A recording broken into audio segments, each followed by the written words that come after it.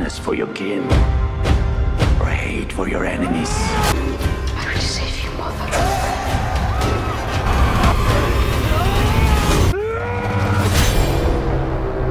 Guys কেমন আছো সবাই? আশা করি সবাই খুব ভালো আছো। আজকে আমরা র্যান্ডম অ্যানিমেশনে নর্থম্যান নামে একটা সিনেমা সম্পর্কে জানতে চলেছি, যে সিনেমাটির IMDb রেট হচ্ছে 10/7 এবং এই সিনেমাটি দেখার পরে আমার একটা অ্যানিমে সিরিজের কথাই মনে পড়েছে, সেটা হচ্ছে ভিনল্যান্ড সাগা। এবং এই ভিনল্যান্ড সাগার সাথে এই নর্থম্যানের যথেষ্ট মিল রয়েছে আর কি। এখানে নর্থম্যানের যে হিরো অ্যামলেথ, তাকে দেখলে তোমার ভিনল্যান্ড সাগার থরফিনের কথাই মনে হবে, এবং তাকে আমরা এর আগে টার্জান সিনেমাতেও দেখেছিলাম। তো বাড়তি কোনো কথা না বলে চলো আমরা মূল ভিডিওতে যাই। যদি কোনো ব্রেক টেক থাকে আগে ভাগে দিয়ে দিচ্ছি, তোমরা স্কিপ করে মূল ভিডিওতে যাও।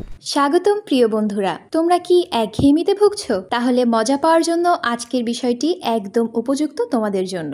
এখানে তোমরা বিভিন্ন খেলার ফলাফল জানতে পারবে, খেলা সরাসরি দেখতে পারবে এবং ভবিষ্যৎবাণী করার মতো মজার একটি অংশও রয়েছে, যেখানে তুমি অনুমান করতে পারো কোন দল জিতবে, কতটা ব্যবধানে ইত্যাদি। এতে রয়েছে আকর্ষণীয় পুরস্কার জয়ের সুযোগ, বিলাসবহুল গাড়ি, নামি মোবাইল ফোন, কম্পিউটার এবং আরো অনেক কিছু। এটি এমন একটি বিশ্বস্ত জায়গা যেটি PSG এর মতো আন্তর্জাতিক খেলার দলের পৃষ্ঠপোষকতা পেয়েছে, তাই এতে কোনো সন্দেহের সুযোগ নেই। নতুন কিছু খেলার সংযোজন হয়েছে, যেমন দ্রুতগতির চ্যালেঞ্জ খেলা ও মুরগির পথ চলা খেলা, যেখানে সহজেই খেলে আনন্দ নেওয়া যায়। আর হ্যাঁ, যদি তুমি আমাদের প্রচারমূলক সংকেত ব্যবহার করে নিবন্ধন করো, তাহলে পেতে পারো 12,000 টাকা পর্যন্ত পুরস্কার একদম বিনামূল্যে। সঙ্গে থাকবে প্রথম জমাই অর্থের পর বিনামূল্যে ঘূর্ণনের সুযোগও। অর্থ গ্রহণ ও প্রেরণ করা যাবে খুব সহজভাবে, নগদ, বিকাশ, রকেট, ব্যাংক হিসাব সহ আরো অনেক মাধ্যমে। তাই আর দেরি না করে উপরে থাকা স্থায়ী মন্তব্যে ক্লিক করো, সেখানে নিবন্ধনের প্রক্রিয়া রয়েছে।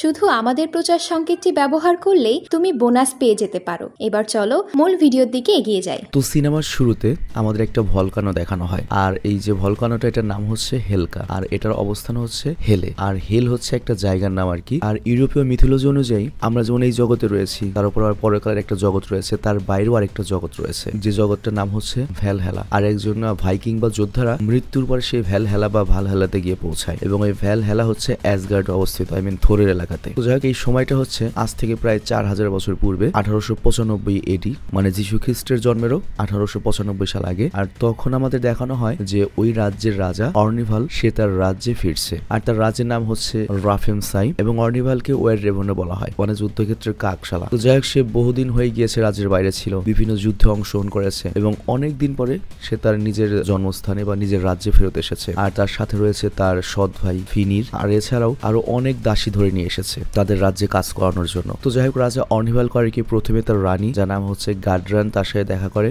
আর তারপর তার ছোট ছেলে, যার নাম হচ্ছে প্রিন্স অ্যামলেট, আমাদের এই সিনেমার মেইন হিরো, তার সাথে দেখা করে, এবং রাজা খুবই খুশি হয়, কারণ সে আজ থেকে 4-5 বছর আগে বেরিয়েছিল। তখন প্রিন্স অ্যামলেট খুবই ছোট ছিল, কিন্তু এখন বড় হয়ে গিয়েছে, এবং আমরা দেখতে পাই সে যুদ্ধে অনেক সোনাদানা লুটে নিয়ে এসেছে, আর এর মধ্যে অনেক দামি একটা নেকলেস ছিল, যেটা সে তার ছেলে প্রিন্স অ্যামলেটকে পরিয়ে দেয়। আর এরপর তার ভাই ফিনি সেখানে আসে, আর রাজা অর্নিভাল তাকে সংবর্ধনা জানায়। আর তখন রাজার রানী গার্ডান করে কি, তার দেওয়ারকে একটা ড্রিঙ্কস অফার করে, বাট তখনই রাজার যে জোকার থাকে সে টিটকারি করে ওঠে। মানে এদের কাজে ছিল আসলে ওই সময় বিনোদন দেওয়া, সেটা যুদ্ধক্ষেত্র যেখানে হোক, মানে সব জিনিস নিয়ে মজা করা। আর তাছাড়া তারা অনেক ধরনের কবিরাজি টাইপেরও কাজ করতো। তো যাই হোক, রাজার এই যে জোকারটা ছিল, যাদেরকে জেস্টার বলা হতো, তার নাম ছিল হচ্ছে হেইমির। তো হেইমির তখন বলে ওঠে, বাহ, রানী তো ভালোই, রাজার সাথে যতখানি কথা বলে না তার চেয়ে বেশি কথা বলে রাজার ভাইয়ের সাথে। রাজা এত মানুষ থাকতে রাজার ভাইকেই কেন অফার করলো ড্রিঙ্কসটা? তো এইটা শুনতে পেয়ে রাজার ভাই তো অনেক রেগে যায় জেস্টার উপর, কিন্তু রাজা তাকে আটকে দেয় এবং বলে ওর কাজই তো এগুলো, ওর কাজই তো টিটকারি মজা ঠাট্টা করা। তো এরপর রাজার ছোট ভাই করে কি, তার নিজের ছোট ছেলেটিকে সেখানে নিয়ে আসে, যার নাম ছিল হচ্ছে থরির। আর এরপর আমরা দেখি রাজা অর্নিভাল রানীর সঙ্গে একান্ত সময় কাটাচ্ছে। আর তখন রাজা প্রকাশ করে, এইবার যুদ্ধে আমি অনেক বেশি আহত হয়েছি, আমার গায়ে এত একটা ক্ষত হয়েছে যে যেটা সরাসরি আমার লিভার আঘাত করেছে, এবং সেখানে পচন ধরে গিয়েছে। খুব বেশি দিন আমার হাতে সময় নেই, তবে আমি এরকম কষ্টে মরতে চাই না, আমি কোনো রোগে মরতে চাই না, বরং আমি যুদ্ধক্ষেত্রে তরোয়ালের আঘাতে মরতে চাই। তবে আমার ছেলেও তো যথেষ্ট বড় হয়ে গিয়েছে, ওকে ট্রেনিং দেওয়ার সময় পেরিয়ে যাচ্ছে, আমার হাতেও সময় বেশি নেই, আর আমি চাই ওকে দ্রুত রেডি করতে, কারণ আমার ছেলেকে যদি আমি রেডি করতে না পারি, ও যদি রাজা না হতে পারে, তাহলে আমার সৎ ভাই রাজা হয়ে যাবে, যেটা আমি চাই না। তো এরপর রাজা অর্নিভাল করে কি, তার ছেলে অ্যামলেটকে নিয়ে একটা স্থানে যায়, যেটা একটা রিচুয়াল টাইপের বা ধর্মীয় একটা জায়গা, এবং এখানে রাজা করে কি, দেবতা অডিনের আশীর্বাদ নিয়ে রিচুয়াল করা শুরু করে, এবং সেখানে আমরা সেই জোকার বা ওই যে কি জানি নাম, জেস্টার, তাকে দেখতে পাই আমরা, মানে সেও আর কি এইসব কবিরাজি টবিরাজি করে, মজার কথাও বলে বেড়ায়। তো যাই হোক, সেখানে আমরা দেখতে পাই রাজকুমার অ্যামলেথকে অনেক জিনিস শেখানো হচ্ছে, নানান ট্রেনিং দেওয়া হচ্ছে যে কিভাবে মেয়েদের জালে ফাঁসা যাবে না, কিভাবে তাকে হিংস্র হতে হবে, কিভাবে ভালো যোদ্ধা হতে হবে। আর তারপরে অ্যামলেথকে কাঁদানো হয় এবং ওর চোখের যে জলটা পড়ে এবং জলটা যখন শুকিয়ে যায় তখন তাকে বলা হয় যে এটাই হচ্ছে তোমার জীবনের শেষ জল, এখন আর তুমি বাচ্চা নাও, এখন তুমি অ্যাডাল্টে পরিণত হয়ে গিয়েছো। চিন্তা করো ট্রেনিং কি। আর এরপর রাজা অরভেন্ডেল করে কি তার ছেলেকে বলে আমার ক্ষতস্থানটা ছুঁয়ে দেখো। তো অ্যামলেথ যখন ক্ষতস্থানটা ছয় তখন সে পিতার হৃৎপিণ্ড দেখতে পায়, যেখান থেকে একটা অ্যানসেস্ট্রাল ট্রি বেরিয়েছে, মানে এমন একটা গাছ যেটা শাখা পোশাখায় প্রত্যেকটা পূর্বপুরুষ দেখা যাচ্ছে এবং তার সবার উপরে ছিল হচ্ছে প্রিন্স অ্যামলেথ, অর্থাৎ সেই পরিবারের শেষ রক্ত। তো আমাদের মাথায় প্রশ্ন আসতে পারে যে এই রাজ্যের শেষ রক্তও হয়েছে কিভাবে, কারণ আরো তো শাখা পোশাখা থাকা উচিত, কারণ রাজার তো ভাইও রয়েছে, কিন্তু অ্যাকচুয়ালি রাজার ভাইয়ের ভিতরে রাজকীয় পুরো রক্ত নেই, আর এগুলো মূলত দাসী থেকে তৈরি হয়েছে, আর এদেরকে বলা হতো বাস্টার্ড, যে কথাটা এখন একটা গালি হিসেবে বিবেচিত হয়। তো এরপর সকালে অ্যানিভাল এবং তার ছেলে যখন ওই রিচুয়াল করে ফিরছিল তখনই রাজার উপরে হামলা হয় এবং একের পর এক তীর এসে তার উপর হামলা করে, আর তারপর রাজা তার ছেলেকে লুকিয়ে পড়তে বলে এবং সে লক্ষ্য করে এরপর যে তার পিতার উপর হামলাটা করেছে সেটা আর কেউ নয়, তার নিজেরই আঙ্কেল ফিউনির, যে সিংহাসনের লোভে তার ভাই আর্নিভালকে গলা কেটে হত্যা করে ফেলে। তো এরপর ফিউনির অর্ডার দেয় রাজার ছেলে অর্থাৎ প্রিন্স অ্যামলেথকে হত্যা করার জন্য, আর তখন একজন সৈন্যকারীকে অ্যামলেথকে ধরতে যায় এবং ধরেও ফেলে, কিন্তু আমাদের অ্যামলেথ ওই সৈন্যটির নাকটাই কেটে দেয় এবং সেখান থেকে পালিয়ে যায়। আর তারপর অ্যামলেথ পৌঁছায় নিজের বাসস্থানে এবং গিয়ে লক্ষ্য করে যে ফিউনির এই গ্রামের সবাইকে মেরে দিয়েছে, চারিদিকে অসংখ্য লাশ পড়ে রয়েছে। আর তারপর ফিউনির করে কি অ্যামলেথের মা অর্থাৎ কুইন গার্ডেনকে সেখান থেকে তুলে নিয়ে যায়, আর ওই যে নাক কাটা সৈনিকটা সে এখানে এসে মিথ্যা বলে যে ওই ছেলেটা সমুদ্রে ডুবে পড়ে মারা গিয়েছে, কিন্তু আমরা দেখতে পাই রাজকুমার অ্যামলেথ এখনো বেঁচে রয়েছে এবং সে একটা বোট নিয়ে সমুদ্র পাড়ি দিচ্ছে এবং বারবার একটা কথাই বলছে, আমি আমার পিতার মৃত্যুর বদলা নেব, আমার মাকে আমি উদ্ধার করব এবং আমি ওই ফিউনিকে হত্যা করব, ওর বংশকে আমি নির্বংশ করে দেব। তো এর বেশ কয়েক বছর কেটে যায়, প্রায় 20 বছর। আর আমরা দেখতে পাই প্রিন্স অ্যামলেথ এখন আর কোনো রাজা নয়, সে একটা ভাইকিংস। আসলে ছোটবেলায় ও যখন নৌকা নিয়ে বেরিয়েছিল তখন ওর সাথে দেখা হয়েছিল ভাইকিংস একটা গ্রুপের, এবং তারা ওকে সাথে করে নিয়ে যায় এবং এই ভাইকিংস হচ্ছে সবচেয়ে ডেঞ্জারাস, তাদের কোনো দয়া মায়া নেই, এবং সেখান থেকেই আমাদের প্রিন্স অ্যামলেথ ট্রেনিং নিয়ে একটা ভাইকিংসে রূপান্তরিত হয়েছে। তো যাই হোক, রাতের বেলা আমরা দেখতে পাই ভাইকিংসরা একটা সেরিমনিতে বা একটা অনুষ্ঠানে অংশগ্রহণ করে এবং আমরা দেখতে পাই এখানে বাকি ভাইকিংস গুলোর মতো অ্যামলেথ করে কি একটা হিংস্র জন্তুর মতো পরিণত হয়, মানে ওদের মিথোলজি অনুযায়ী এরা হিংস্র জন্তুর মতো লড়াই করতে পারতো, আর যখন তারা লড়াই শুরু করতো তারা সজ্ঞানে থাকতো না, তারা নিজেদের উপর কোনো কন্ট্রোল রাখতো না এবং তারা মনে করে একটা জানোয়ারে পরিণত হতো, আর তাদেরকে বলা হতো বার্সেকার, এবং বার্সেক নামে কিন্তু অ্যানিমেও রয়েছে তাদেরকে নিয়ে। তো যাই হোক, এরপর আমরা দেখতে পাই ওরা সকালবেলা রাস নামের একটা জায়গায় আক্রমণ করেছে এবং এইখানে আমরা দেখতে পাই যে ওরা কত হিংস্র, এবং এখানে আমরা দেখি যে অ্যামলেথ একটা সৈন্যকে কামড়ে তার মাংসই তুলে খেয়ে ফেলে আর তারপর উলফের মতো চেঁচানো শুরু করে। আর যুদ্ধ শেষে একজন বয়স্ক লোক অ্যামলেথের সঙ্গে সাক্ষাৎ করে এবং অ্যামলেথকে জানায়, ছোটবেলায় যখন তোমাকে আমরা পেয়েছিলাম তখনই আমি জানতাম তুমি বড় হয়ে অনেক বড় একটা যোদ্ধায় পরিণত হবে এবং তুমি সেটাই হয়েছো। তবে অ্যামলেথ এখনো সেই জিনিসটা দেখতে পায় যেটা সে ছোটবেলায় দেখেছিল, যে গ্রামের নিরীহ মানুষদেরকে হত্যা করা হতো এবং এখানেও তাই করা হয়, নিরীহ মানুষদের ধরে একটা ঘরে বন্দি করে আগুন লাগিয়ে দেওয়া হয়। আর ছোটবেলাতে তার গ্রামেও কিন্তু এরকম জিনিসটাই করা হয়েছিল। তো এরপর রাতের বেলায় প্রত্যেকে যখন সেলিব্রেশন করছে তখন অ্যামলেথ করে কি একটা জ্বলন্ত ঘরে গিয়ে পৌঁছায়, মানে যেই ঘরটিকে পুড়িয়ে দেওয়া হয়েছিল সেই ধ্বংসস্তূপে সেখানে পৌঁছায় এবং লক্ষ্য করে সেখানে একটা মন্দির রয়েছে যেটা দেবী স্লেটোভিটের একটা মন্দির, এবং ওইখানে সে একজন সেরেসকে দেখতে পায়। আর সেরেস হচ্ছে এমন একজন মানুষ যারা ভবিষ্যৎ দেখতে পারে, তবে অন্য ভাইকিংসরা শত্রুতা বশত তার চোখ তুলে নিয়েছিল, তবে তারপরেও সে সত্য দেখতে পারে এবং সে অ্যামলেথ সামনে আসলে তার পরিচয়টা জানিয়ে দেয় যে তোমার মধ্যে রাজার রক্ত বইছে। আর তারপর সে অ্যামলেথকে সেই ছোটবেলার শেষ চোখের জলটা দেখিয়ে দেয় এবং মনে করিয়ে দেয় যে তুমি কি প্রতিজ্ঞা নিয়েছিলে, অর্থাৎ ওর পিতার মৃত্যুর বদলা নেবে, মাকে উদ্ধার করবে এবং আঙ্কেল ফিওনিকে হত্যা করবে। তো তুমি কিভাবে এই প্রতিজ্ঞা ভুলে গেলে, এবং অ্যামলেথ তোমার যে নিয়তি রয়েছে তোমাকে সেটাই ফলো করতে হবে, আর তোমাকে সমুদ্রে পেরিয়ে সেই স্থানে পৌঁছাতে হবে যেখানে তুমি তোমার বদলাটা নিতে পারবে, আর এই লাইনটা মনে রেখো, সমুদ্র পেরিয়ে যেতে হবে। তো এরপর অ্যামলেথ আবার ফিরে আসে সেখান থেকে, আর অন্যদিকে একজন ভাইকিংস চেঁচিয়ে বলছিল যেসব চাকর চাকরানি রয়েছে তাদেরকে কনস্টান্টিনোপল পুলে পাঠিয়ে দেওয়া হবে যেখানে রাজা ফিউনি রাজ করছে। আর এই ফিউনির নাম শুনেই তো অ্যামলেথের মাথায় রক্ত চড়ে যায়, কারণ এটা তো তার আঙ্কেল। তবে এখানেও একটু অবাক হয়ে যায়, কারণ কনস্টান্টিন হচ্ছে অন্য একটা জায়গা, কিন্তু আমরা তো জানি যে অ্যামলেথের পিতা এবং আঙ্কেল যে রাজ্যে থাকতো বা ওদের যে রাজ্য ছিল সেটার নাম ছিল হচ্ছে হারফন্সে।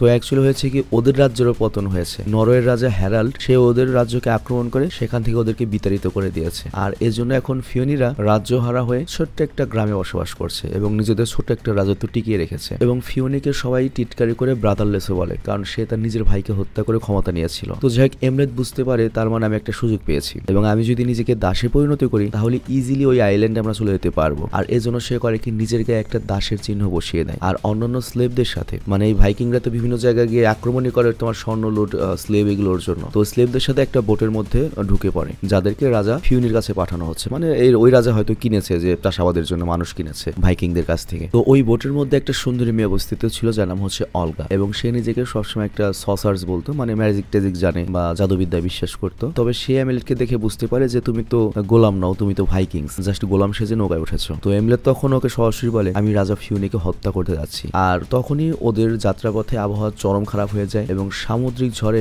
এমলেট অসুস্থ হয়ে পড়ে, এবং সে তার ভীষণে নিজের মাকে দেখে এবং সেই হেলের দরজাও দেখে, মানে ভালহালার দরজা, এবং সে তার নিয়তি দেখতে পায় এবং অ্যালগাকেও দেখতে পায় যে তাকে পরবর্তীতে সাহায্য করবে এই যাত্রায়। আর এরপর তারা ফাইনালি আইল্যান্ডে এসে পৌঁছায়, আইসল্যান্ডে এসে পৌঁছায়, এবং তাদেরকে দাস বানিয়ে এখানে পাঠানো হয়েছে ভাইকিংসদের দ্বারা। তো এখানে আমরা জানতে পারি এমলেট মূলত নিজের গায়ের জোর খাটিয়ে কাজ করে, কিন্তু অলগা মানে ওই মেয়েটি নিজের বুদ্ধি ব্যবহার করে মানুষকে কন্ট্রোল করে বা ইউজ করে। মানে ওদের দুজনের কম্বিনেশন অনেক শক্তিশালী একটা কম্বিনেশন হবে। তো এরপর আমরা রাজা ফিউনিকে দেখতে পাই, যার সাথে রয়েছে ছোট্ট একটা ছেলে, যার নাম হচ্ছে গানার। এটা তার দ্বিতীয় ছেলে, এবং এইটা হয়তো ওই যে রানীর পেট থেকে হয়েছে। তো ওই ছোট্ট ছেলেটা জিজ্ঞাসা করে আমি তো রাজপুত্র, আমি কেন এখানে বাইরে কাজ করব, তাও গোলামদের সাথে। তো রাজা ফিউনি মূলত এখন তার আগের অবস্থায় নেই। সে জানে যে রাজা হতে হলে কত কিছু করতে হয়, কত দুর্যোগ সহ্য করতে হয়, সব ধরনের আইডিয়া থাকা উচিত। এই জন্য ছোট ছেলেকে বলে তোমার সকল ধরনের আইডিয়া থাকতে হবে। আর এদিকে আমাদের ওই যে রাজার প্রথম সন্তানকে দেখানো হয়, ওই থরিরকে বড় হয়ে গিয়েছে, এবং এই শালা খুবই অ্যারোগেন্ট হিসেবে বড় হয়েছে, মানে ও তো বড় লোক অবস্থা দেখেছে। তো এরপর ওই প্রিন্স থরির নতুন দাসগুলোকে দেখে বলতে থাকে এরা তো খুবই কমজোর, এরা তো শীতকাল অব্দি বাঁচবেও না, আমরা এদেরকে এখনই বিক্রি করে দেই। বাট তখনই এমলেট চরম গর্জন করা শুরু করে, আর তারা এমলেটকে ভালো মতো লক্ষ্য করে এবং বুঝতে পারে এর গায়ে জোর আছে, একে রাখা উচিত। তো এরপর এমলেট করে কি নিজের পরিচয়টা গোপন রাখে এবং অন্য একটা নাম বলে, যাতে কেউ তার উপর সন্দেহ না করে। আর তারপর তারা এমলেটকেও তো নিয়ে নেয়। আর অন্যদিকে এবার মেয়েদেরকে বাছাই করার পালা। আর ওইদিকে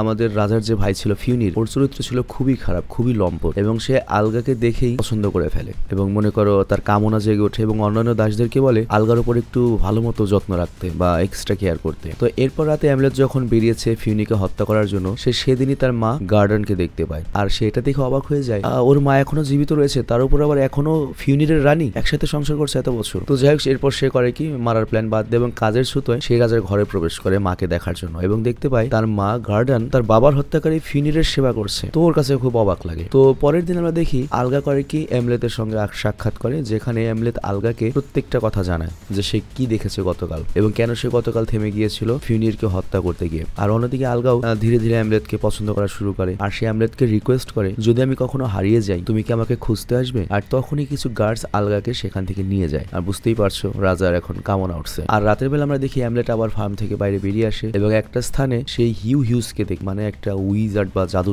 করে জাদুকর, আর সে এমলেটকে জানায় যে কিভাবে এমলেট নিজের বদলাটা নিতে পারবে। মানে এইগুলো হয়তো মানুষ না, মানে এর এমন একটা মানুষ যে সবাই দেখতে পায় না, ও হাতে দেখতে পায়, এরকম কোন একটা কিছু হতে পারে। তো ওই উইজার্ডের কাছে একটা মাথা ছিল, আর সেই মাথাটা ছিল হচ্ছে হেমিন নামক সেই জেস্টারের, যাকে আমরা গল্পের শুরুতে দেখেছিলাম। আর ফিউনি মানে রাজার ভাই তো ওকে পছন্দ করতো না, এজন্য ওকে গলা কেটে ফেলেছিল রাজত্ব নেওয়ার পরে। তবে এখনো জাদুতে সে জীবিত রয়েছে এবং সে অতীত ভবিষ্যৎ সব দেখতে পারে, এবং সে এমলেটকে জানায় সে যদি এই বদলাটা নিতে চায় তাহলে অবশ্যই তাকে আগে একটা তরলের জোগাড় করতে হবে। মানে ওদের মিথোলজি অনুযায়ী ড্রাগনদের স্কেলিটন এবং নানা জিনিসদের তৈরি ছিল হচ্ছে একটা এনসিয়েন্ট তরোয়াল, এবং রক্তের পিপাসা থেকে ওই তরলটা তৈরি করা হয়েছিল, আর ওটার নাম হচ্ছে ড্রাগ। তবে ওই ড্রাগাটা শুধুমাত্র রাতে ব্যবহার করা যায়, আর দিনে ব্যবহার করতে চাইলে ওই হেল নামক যে জায়গাটা রয়েছে, ওই অগ্নিগুড়ি, সেখানে ব্যবহার করা যাবে। তবে সেই তরলটা জোগাড় করতে হলে তাকে অবশ্যই আগে ওই তরলের মালিক হতে হবে। তো কথা অনুযায়ী এমলেট প্রথমে করে কি সেই মাউন্টেনে পৌঁছায়, যেখানে ভেদির মতো একটা জায়গা এবং তার ভেতরে একজন মৃত সৈনিক রয়েছে এবং সেই তরলটি ধরেছিল। আর এই যে যোদ্ধা তাদেরকেও ড্রাগার বলা হতো এবং তাদের অস্ত্রগুলোকেও ড্রাগার বলা হতো। তো যাই হোক, ওই তরলটা নিতে গেলেই ওই মৃত ড্রাগারটি জীবন্ত হয়ে যায় এবং এমলেটের সাথে লড়াই শুরু করে। তবে এমলেট চালাকি করে তাকে চাঁদের আলোর মধ্যে নিয়ে আসে, আর আমরা জানি আলোতে এটা কাজ করে না। তো ড্রাগারটা কমজোর হয়ে যায় এবং এমলেট তাকে হারিয়ে দেয়। আর পরের মুহূর্তে সবকিছু নর্মাল হয়ে যায় এবং এমলেট লক্ষ্য করে ড্রাগারটা আবার তার চেয়ারেই বসে রয়েছে। তবে এবার তরল ধরলে সে আর জ্যান্ত হয়নি। তো এমলেট করে কি সেই তরলটা নিয়ে সেখান থেকে চলে আসে, আর ফেরার সময় লক্ষ্য করে যে ফিউনির আলগার সাথে অনেক খারাপ ব্যবহার করছে। অ্যাকচুয়ালি সে আলগাকে প্রস্তাব দিয়েছে তার সাথে শোয়ার জন্য, তবে আলগা রাজি হচ্ছেই না। তো এটা দেখে ফিউনি প্রচন্ড রেগে যায় এবং ওই চাকরানিকে জানায় যেভাবে হোক আলগাকে রাজি করো, না হলে তোমাদের দুজনকে মেরে ফেলবো। আর পরের দিন আমরা দেখি এমলেট করে কি আলগার সাথে সাক্ষাৎ করে এবং ওকে বলে যে আমি কি কি করব। তো এখানে এমলেট বলে যে আমার মা গার্ডন সম্ভবত ফিউনিকে ভালোবাসে না, মানে ওর বাবার ভাইকে, কিন্তু যেহেতু একটা বাচ্চা হয়ে গিয়েছে এজন্য হয়তো তাকে রক্ষা করার জন্য ফিউনির সাথে ভালোবাসার নাটক করে যাচ্ছে। মানে ওর সন্দেহ জোর মাকে জোর করে রেখে দিয়েছে। আর এরপর আমরা দেখতে পাই সেই সব চাকরদেরকে নিয়ে অন্য একটা স্থানে নিয়ে যাওয়া হয়, যেখানে দুই গ্রামের মধ্যে বা দুই ফার্মের মধ্যে একটা খেলার আয়োজন হচ্ছে, যার নাম হচ্ছে নেটলিকের। তো এটা যে টাইপেরই খেলা হোক, আমরা দেখতে পাই ফিউনিরের দলটা হেরে যাচ্ছিল। আর তখন ফিউনিরের যে ছোট ছেলে সে রেগে করে কি সেই গ্রাউন্ডের মধ্যে মধ্যে চলে আসে এবং আহত হয়ে যায়। আর অন্যদিকে ওই গ্রুপের যে একটা স্লেভ ছিল করে কি এই সুযোগে গার্ডারকে হত্যা করার চেষ্টা করে, বাট সঠিক সময় আমাদের নায়ক এমলেট এসে ওই পিচ্চিকে বাঁচিয়ে নেয় এবং উল্টো ওই মানুষটাকে হত্যা করে দেয়। আর এই কারণে গার্ডার বেঁচে যায়। আর এরপর রাতের বেলা সেলিব্রেশন হচ্ছিল, আর এমলেটের সাহসিকতার কারণে তাদের প্রিন্স বেঁচে গিয়েছে। তো এই জন্য বড় প্রিন্স থরি করে কি ওর পদোন্নতি ঘটায়, অর্থাৎ অন্যান্য চাকরদের চেয়ে ও খাটবে কম, খাবে বেশি এবং বাকি চাকরদের আদেশ দিতে পারবে এবং তাকে একটা মেয়েও দেওয়া হবে যাকে সে স্ত্রী বানাতে পারবে, তবে সে কখনোই দাসত্ব থেকে মুক্তি পাবে না। তো যাই হোক, এরপর সেই খুশির রাতে এমলেট করে কি আলগার সাথে সাক্ষাৎ করে এবং তাদের মধ্যে ভালোবাসা হয়। আর আলগার হাতে আমরা এক ধরনের খুব বিষাক্ত মাশরুম দেখতে পাই এবং ও যেটা প্ল্যান করেছে কালকে যখন রান্না করবে খাবারের মধ্যেই বিষ মিশিয়ে দেবে, সবগুলোকে একবারে সাফারি কিরকিরা করে দেবে। আর পরের দিন আমরা দেখি রাতের বেলায় এমলেট করে কি গোপনে ফিউনির বহু সৈনিককে নৃশংসভাবে হত্যা করে। আর সকালবেলা যখন বড় প্রিন্স থরি এটা দেখতে পায় ও কান্নায় ভেঙে পড়ে, কারণ ওর প্রিয় সঙ্গীরা বন্ধু-বান্ধব মারা গিয়েছে। তো সবাই খুব কনফিউজড, ওদেরকে কারা মারলো। আর চাকররা তো মারতে পারবে না কারণ চাকরদের কাছে তো অস্ত্র নেই। তো ওরা সবাই মনে করে যে আশেপাশের অন্য কোনো গোত্র হত্যা করেছে, বাট এইখানে তখন একটা প্রেস্টিজ চলে আসে যে ভালো করে এটা দেখে বলে যে অস্ত্র দিয়ে ওদেরকে হত্যা করা হয়েছে এটা অবশ্যই পৃথিবীর অস্ত্র নয় এবং সেটা সেই শয়তানি শক্তির অস্ত্র এবং মনে হচ্ছে সেই শয়তানি শক্তিটা এখানে খুব শীঘ্রই আসবে আক্রমণ করার জন্য। আর এই কারণে আমাদেরকে একজনকে বলিদান দিতে হবে, একটা কুমারী মেয়ের। আর অন্যদিকে আমরা দেখতে পাই আলগা রেডি হয়ে গিয়েছে, মাশরুম গুলো এখানকার মানুষদের খাওয়াবে ভাতের সাথে। তবে এলমেট জানায় আর একদিন পরে কাজ করো, বলি দেওয়ার দিন কাজটা করো। যাই হোক, আমরা দেখতে পাই ওই প্রিস্টেস বা মনে করো পুরোহিত, ওদের ধর্ম অনুযায়ী তখন তার খ্রিস্টান ধর্ম আসেনি, ইহুদি ধর্ম মনে নাই তখন, মানে আজ থেকে 4000 বছর আগের কথা আর কি। তো প্রিস্টেস বলছে যে আজকে এই মেয়েটাকে আমরা বলিদান দেবো এবং বলিদান দেওয়ার জন্য দেখতেই পাচ্ছ ওকে বাঁধে রাখা হয়েছে কিভাবে, ওরা গডকে খুশি করবে। আর অন্যদিকে এমলেট তার হাউলিং এর মাধ্যমে মানে ওই তার অস্ত্রের মাধ্যমে তরলের মাধ্যমে সব উলফদের নিজের বশে করে নেয় এবং উলফদের চেঁচানোর আওয়াজ শুনে রাজা ফিরিনের যে একটা কুকুর ছিল তার নাম হচ্ছে রাকি, সে হিংস্র হয়ে যায় এবং ফিরিনের উপর আক্রমণ করে। যদিও তারা কুকুরটিকে হত্যা করে কিন্তু সব জায়গাতে উলফরা আক্রমণ করে বসে। আর এই সুযোগে এমলেট করে কি ওই নির্ভ মেয়েটাকে বাঁচিয়ে দেয় যাকে বলি দেওয়া হচ্ছিল। আর এরপর ফিনি যখন ঝামেলা শেষ করে মন্দিরে প্রবেশ করে সে দেখে মানে ওই পুরোহিত এবং বাকি যেগুলো ছিল সবগুলোকে মেরে ল্যাটাব্যাটা করে দিয়েছে। আবার ওই রাতে আবার করেছে কি আলগা খাবারের মধ্যে বিষাক্ত মাশরুম মিশিয়ে দিয়েছে। তো প্রতিটা শূন্য ওটা খেয়ে এত বেশি নেশাগ্রস্ত হয়ে যায় যে তারা নিজেরাই নিজেকে মারতে শুরু করে এবং ওই স্থানে চরম হট্টগোল লেগে যায়। আর অন্যদিকে এমলেট বেরিয়ে পড়েছে তার মাকে উদ্ধার করার জন্য, কিন্তু এরপর সে যখন মায়ের কাছে যায় এবং সব বিষয় বলে মা আমি তোমার ছেলে এই করেছি আমি, ওর মা উল্টো রেগে যায় এবং বলে তোকে কে করেছে এগুলো বলতে। তো এমলেট এখান থেকে মায়ের কাছ থেকে এমন কিছু কথা শুনে যেটা শোনার জন্য প্রস্তুত ছিল না। অ্যাকচুয়ালি ওর মা কুইন ড্রাগন সেই নিজে তার দেওরের কাছে রিকোয়েস্ট করেছিল সে যেন তার স্বামীকে মারে, আর সে তার নিজের স্বামীকে পছন্দ করতো না এবং অনেক আগে থেকে সে তার দেওরকে পছন্দ করতো। তো এই জন্য সেই তার রাজাকে মারিয়েছে এবং তাকে রাজা হিসেবে নিয়েছে। তো এইখানে আমরা আরেকটা জঘন্য জিনিস দেখতে পাই, এই কুইন গার্ডেন করে কি নিজের ছেলেকে সিডিউস করার চেষ্টা করে এবং হত্যা করার চেষ্টা করে। তবে তারপরেও যখন এমলেট বাগে আসে না তখন ওই রানী রেগে বলে তোকে আমি একদম পছন্দ করি না, আমি চাই তুইও তোর পিতার মতো মরে যা। তো এখান থেকে ও তোর মাকে মারতে পারে না কিন্তু ক্রোধে সেখান থেকে চলে যায়। তবে যাওয়ার আগে ইউনিরের যে বড় ছেলে ছিল থরি ওকে একবারে নিষ্ঠুরভাবে হত্যা করে যায় এবং যাওয়ার সময় হৃদয়টা নিয়ে যায়, হৃদপিণ্ড। আর এরপরে এমলেট আলগাকে জানিয়ে দেয় আমাকে এখন পালিয়ে যেতে হবে কারণ আমার আসল পরিচয় রিভিল হয়ে গিয়েছে আর এই জার্নিতে আমি তোমাকে বিপদে ফেলতে পারবো না, তবে আমি প্রতিজ্ঞা করছি আমি তোমাকে আসবো বাঁচাতে এবং আমি ফিউনিরকে তোমার সামনে হত্যা করবো। তো পরের দিন সকালবেলা ফিউনির কান্নায় ভেঙে পড়েছে, তার মৃত ছেলেকে দেখে সে পাগল হয়ে গিয়েছে, তার ছেলের ভেতরে তো হৃদপিণ্ড নেই। তো সে নিষ্ঠুরভাবে অন্য সব চাকরদেরকে হত্যা করছে, মানে বিড়ালের রাগ বেড়ার সাথে। ওই সময় তো মানুষের কোনো দাম নাই এবং দুনিয়াতে যে কয়টা যুদ্ধ বিগ্রহ হয়েছে ওইসব যদি না হয়তো দুনিয়া এখন বসবাসযোগ্য থাকতো না। মিনিমাম 800 কোটি জনসংখ্যা না 8000 কোটি জনসংখ্যা থাকতো। তো যাই হোক, সে এমলেটকে খুঁজে পাচ্ছে না, এরাকে সবাইকে মারছে এবং লাস্টে ধরে আলগাকে।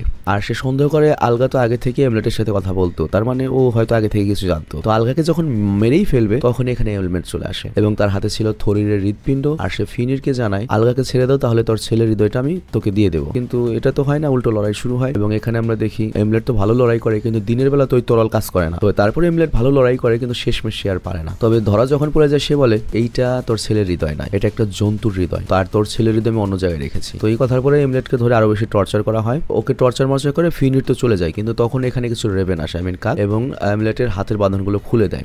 স্বয়ং দেবতা অডিন এমলেটের সাথে রয়েছে ওই তরলের জন্য। আর রাত হয়ে গিয়েছে, তরলটা অ্যাক্টিভ হয়ে গিয়েছে। তো যাই হোক, ওই দিন রাতের বেলা ওরা আবার একটা রিচুয়াল পালন করছে থরির শেষকৃত্য অনুষ্ঠানের জন্য, আর একটা নিরীহ মেয়েকে স্যাক্রিফাইসও করা হচ্ছে। আর ওই রিচুয়াল শেষ করে ফিনির যখন আসে এলমেটকে মেরে বদলা নেবে তার ছেলের মৃত্যু, সে এসে দেখতে পায় যে এলমেট নেই, ও পালিয়ে গিয়েছে। আর এরপর আমরা লক্ষ্য করি যে ভ্যালকারি ভ্যালহেলা বা স্বর্গের যে বাহন সেটাতে করে এলমেটকে নিয়ে যাওয়া হচ্ছে ভ্যালহেলাতে, ভাইকিংসদের স্বর্গতে। তবে পরের মুহূর্তে তার যখন জ্ঞান ফিরে আসে সে লক্ষ্য করে আলগা তার পাশে রয়েছে এবং সে এলমেটকে নিরাপদভাবে সেই স্থান থেকে পালিয়ে নিয়ে এসেছে। তো এমলেট পুরো অবাক হয়ে যায় যে অলগা তো নিজেও পালাতে পারতো, যে কেওয়াজ বেজেছিল গত রাতে, ও আমাকে নিয়ে কেন পালালো, উল্টো আমাকে নিয়ে বেঁচে ফিরেছে। তো সে আলগাকে বিশ্বাস করে ফেলে, ভালোবেসে ফেলে এবং তার মনে থেকে এখন বদলা নেওয়ার ভাবটাও কমে যায় কারণ ছোট থেকে সে তো এই কাটাকাটাই দেখে এসেছে। এখন সে থরফিনের মতো একটু শান্তি চায়। থরফিন মানে ভিনল্যান্ড সাগা। তো এলমেট ঠিক করে সে আলগাকে নিয়ে অনেক দূরে চলে যাবে, বাংলাদেশের বরিশালে সে বসবাস করবে। তো সে করে একটা নৌকায় উঠে পড়ে যেটাতে সে যাত্রা করবে। তো আলগার গলায় একটা ক্ষতের চিহ্ন আমরা দেখতে পাই, যেটা অবশ্যই ওই যে ফিউনি করেছে ছুরি দিয়ে। তো এলমেট করে কি সেই ক্ষতস্থানে একটা কিস করে, আর তখনই এলমেট তার নিজের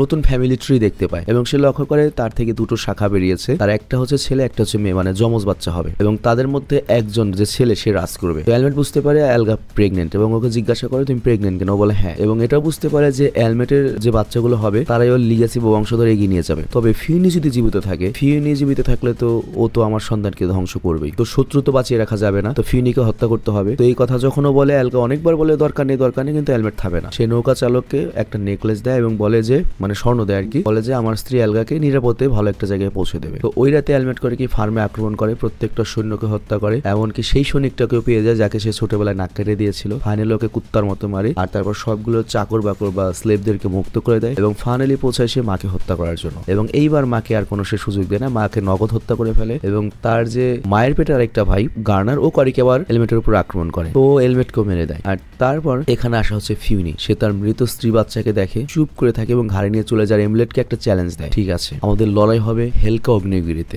আর এলমেটও এই চ্যালেঞ্জ অ্যাকসেপ্ট করে। তো এরপর ফাইনাল লড়াই শুরু হয়, দুজনের ভয়ানক মারামারি হয়। তবে এমলেটের কাছে তো ওই তরলটি ছিল যেটার সাহায্যে সে জিতে যায়, ফিউনির গলাটাই কেটে দেয়। তবে এই লড়াই করতে গিয়ে তার বুকেও ভেতরেও ঢুকে যায় হচ্ছে তরল, মানে তার হৃদয় ছিদ্র হয়ে গিয়েছে। তো এমলেট মাটিতে লুটিয়ে পড়ে এবং এখন সে মরার আগে তার ভবিষ্যৎ দেখতে পায়। সে দেখে আলগার কাছে দুটো সন্তান রয়েছে, আর একজনে সে ভ্যালকারি ঘোড়ায় চেপে এমলেটকে ভ্যাল হেলাতে নিয়ে যাচ্ছে, আই মিন স্বর্গে, যেখানে গিয়ে সে ওডিনের সাক্ষাৎ করবে। আর আমরা তো অলরেডি জেনেছি যে ভাইকিংসরা এটাই বিশ্বাস করে, যুদ্ধে মারা গেলে তারা ভ্যাল হেলাতে যাবে, যেটা হচ্ছে অ্যাসগার্ড, এবং সেখানে ওডিনের সাথে তারা মিট করতে পারবে। আর এখানেই দ্য নর্থম্যান গল্পটা শেষ হয়ে যায়। আমি আশা করছি তোমরা গল্পটা এনজয় করেছো। আমি বিদায় নিচ্ছি আজকের মতো। ভালো থেকো, সুস্থ থেকো, টেক কেয়ার, আল্লাহ হাফেজ, বাই বাই।